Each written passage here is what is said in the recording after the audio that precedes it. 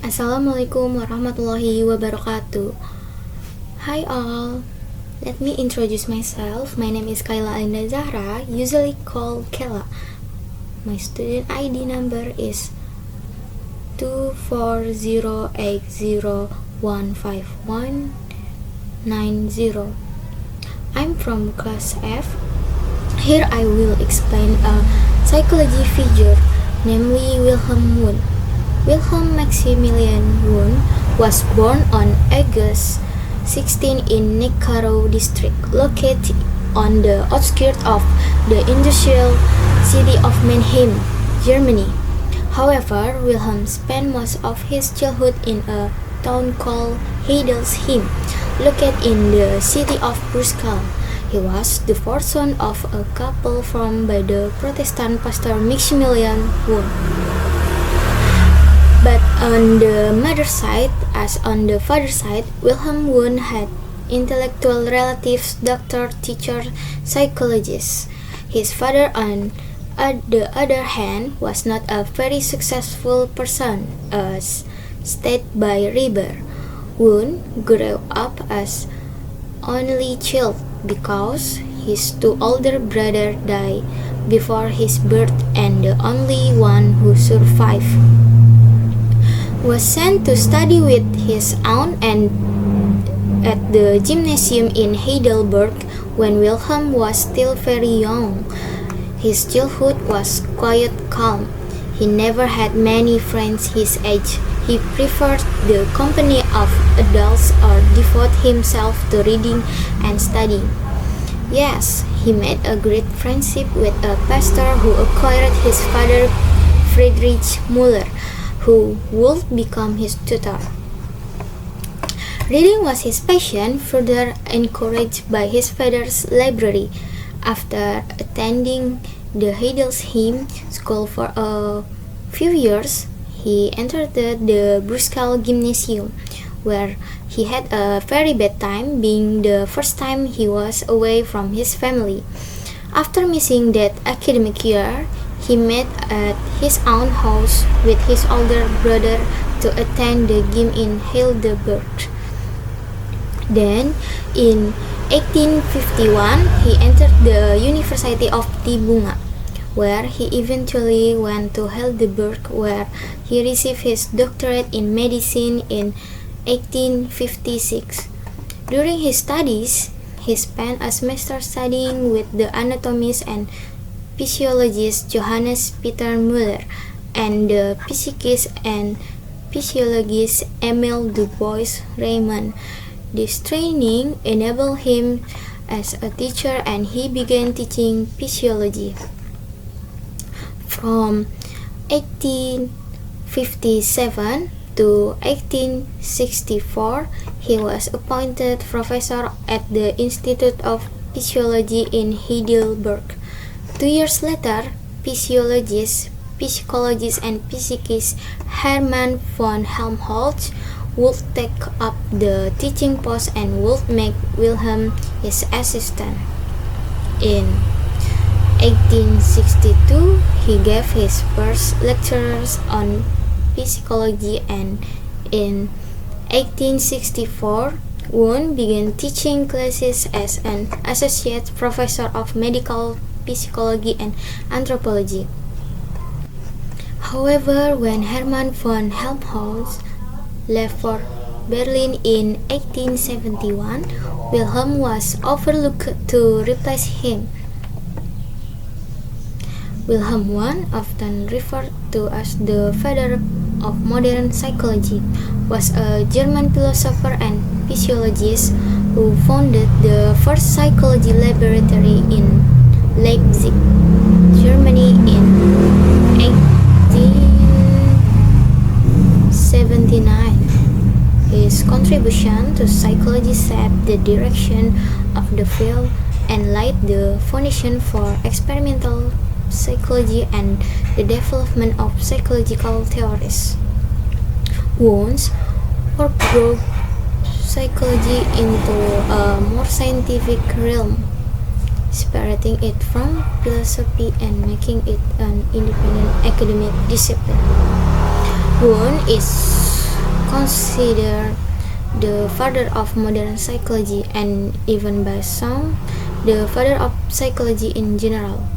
He was the first to separate psychology as its own scientific discipline, separate from other disciplines such as philosophy or physiology. The German psychologists put aside speculation and formalized psychology as a science with an experimental method adapted to its needs. This is what is called experimental psychology. As Wilhelm Wundt established in Principle of Psychological Psychology, experimental psychology should be called a psychology that receives help from physiology in the elaboration of experimental methods. He understood that life in the broad sense must include both the process of the physical organism and the process of consciousness. Therefore, just physiology studies the external manifestation of the body and psychosomatic symptoms with the help of the psyche. For psychology, it may be useful to know the physiological reaction. For Wundt, the only object of study is the inner experience felt by the individual, being so different from the object of study of physiology. It was necessary to equip the scientific method with the purely psychological characteristic of the discipline.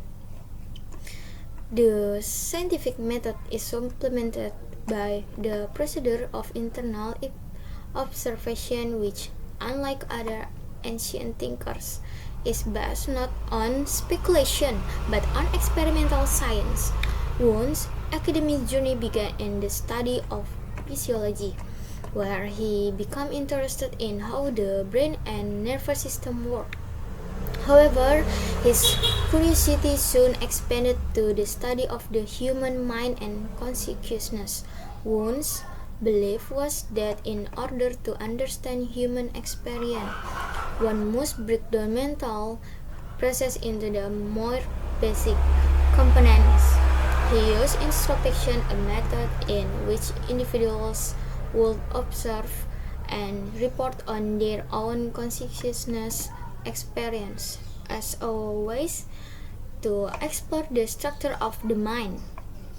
In 1879, Wundt founded the first laboratory dedicated solely to physiological research at the University of Leipzig, marking a major step in the development of psychological as an empirical science. His laboratory became a model for psychological research through the world and attracted many students who went on to make significant contributions of their own to the field. Wundt is perhaps best known for his structuralist approach to psychology, which focused on breaking the mind down into its basic elements such as sensation and perception. He believed that these elements combine to form complex mental experience. This approach differed from the functionalist approach of American psychologists such as William James, who were more interested in how the mind functioned in adapting to the environment. Despite the success of his laboratory and the influence of his ideas, Wundt faced criticism, particularly for his reliance on introspection as a research method.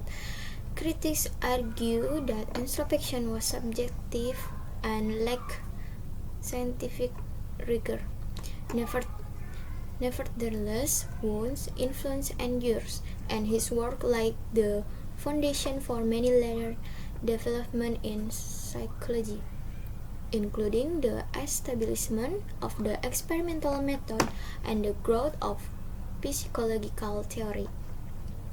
Wundt also made significant contributions to the philosophy of science and psychology. He believed that psychology should study both the direct experience of the mind, which he called voluntarism, and more complex, culturally influenced mental phenomena, such as language and religion. This broader perspective set Wundt apart from other psychologists of his time. Wilhelm Wundt's psychological theory was structuralism, which was based on the following ideas. Consciousness is a fundamental part of human cognition. Consciousness and other aspects of the mind are processes, not static events. Complex mental experiences are structured from simple mental states. Analysis of the process of consciousness is based on basic elements and the laws between the elements of consciousness. Wundt used the method of introspection or looking inward to analyze human mental experience. He argued that introspective research techniques were objective analytical process because individuals were trained and had to follow standard protocols. Wundt is also known as a pioneer in writing textbooks on psychology. He established a psychological laboratory to apply his ideas. Wundt also identified an optical illusion now known as the Wundt illusion.